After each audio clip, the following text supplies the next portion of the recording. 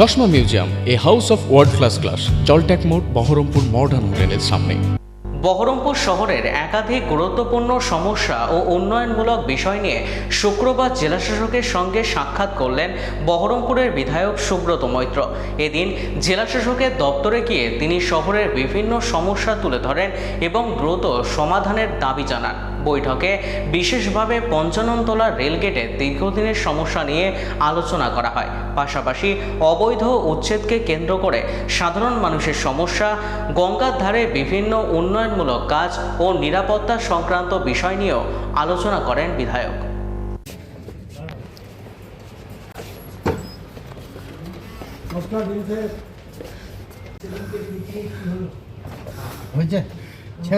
বাজার নিমতলার মোড়ে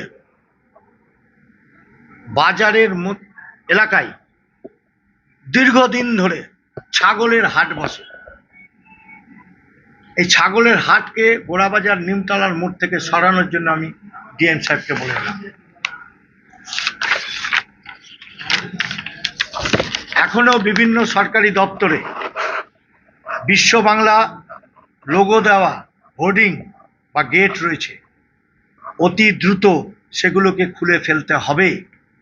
খুলে ফেলে সমস্ত দপ্তরে রাষ্ট্রপতির ছবি, প্রধানমন্ত্রীর ছবি, মুখ্যমন্ত্রীর ছবি, ভারত মাতার ছবি লাগাতে হবে। গঙ্গার ওপরে আমাদের যে রামেন্দ্র সুন্দর ত্রিবেদী সেতু বহু দিনের, মোটামুটি 1964 সালে শুরু হয়েছিল, 66-তে ভেঙে পড়েছিল, 68-তে আবার নতুন করে হয়েছে। এই ব্রিজের উপর দিয়ে যান চলাচলের ফলে ব্রিজের অবস্থাও খারাপ হয়ে যাচ্ছে। আমরা যদি আমাদের বহরমপুরের ফরাসডাঙ্গা ঘাট থেকে ওদিকে রানীশ্বর পর্যন্ত, যেটা নবগ্রাম বিধানসভার মধ্যে পড়ছে, সেখান দিয়ে যদি একটা গঙ্গার উপর দিয়ে যদি একটা ব্রিজ করতে পারি, বিকল্প সেতু যদি আমরা করতে পারি, তাহলে নবগ্রাম বিধানসভা মানে জিয়াগঞ্জ, আজিমগঞ্জ, আমাদের বহরমপুরের মানুষের বিকল্প একটা রাস্তা তৈরি হবে যোগাযোগের ক্ষেত্রে, যেটা ভীষণভাবে জরুরি।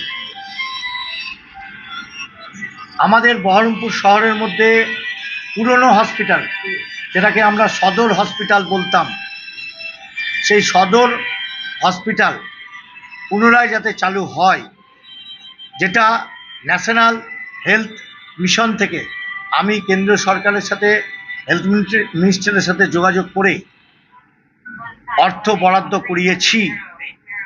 খুব তাড়াতাড়ি আমার শহরের মধ্যে পুরনো সদর হসপিটালটা পুনরায় চালু করার জন্য আমরা ব্যবস্থা নিয়েছি। ডিএম সাহেবকে বললাম যা অতি দ্রুত সম্ভব হয় করে ওঠার জন্য।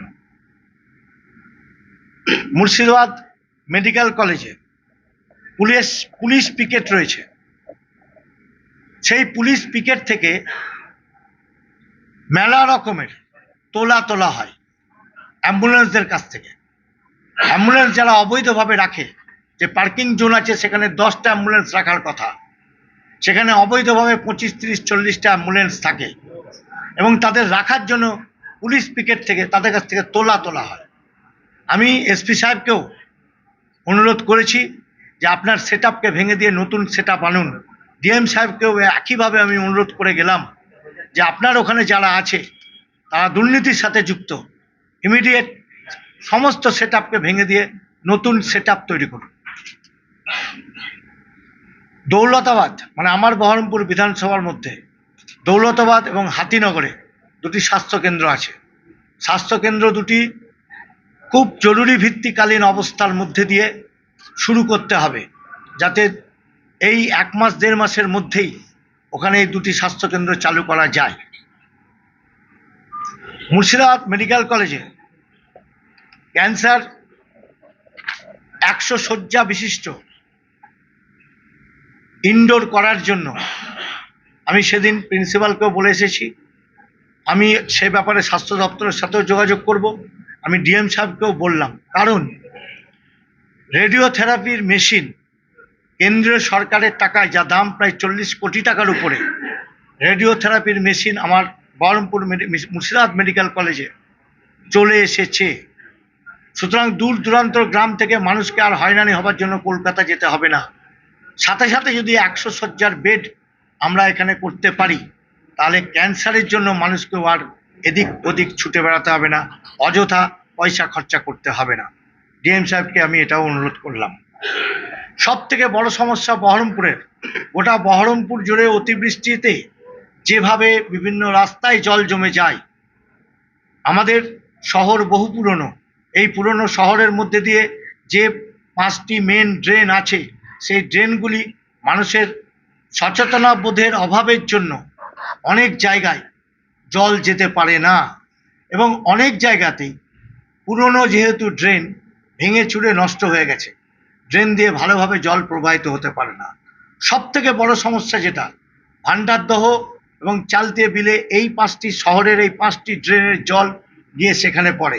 ভান্ডারদহ এবং চালতিয়া বিল যেভাবে অবৈধ দুষ্কৃতিকারীদের হাতে চলে গেছে জায়গা, যার জন্য কিন্তু সেই বিলে জল ঠিক মতন পড়ছে না। আমি ডিএম সাহেবকে বললাম, আপনি ল্যান্ডের সাথে যোগাযোগ করে ইমিডিয়েট অবৈধ উচ্ছেদকারীদেরকে সেখান থেকে সরিয়ে যাতে জল ঠিক মতন প্রবাহিত হতে পারে তার ব্যবস্থা করুন। এই কথাগুলোই আমি আজকে ওনাকে বলে গেলাম, এবং আপনাদের মাধ্যম দিয়ে মুর্শিদাবাদ এবং বহরমপুরবাসীকে আমি জানাতে চাইলাম ধন্যবাদ। ক্ষেত্রে যেমন পঞ্চানন তলার ক্ষেত্রে উনি অলরেডি দেখছেন, উনি কথা বলেছেন, রেল দপ্তরের সাথেও কথা বলেছেন, হবে।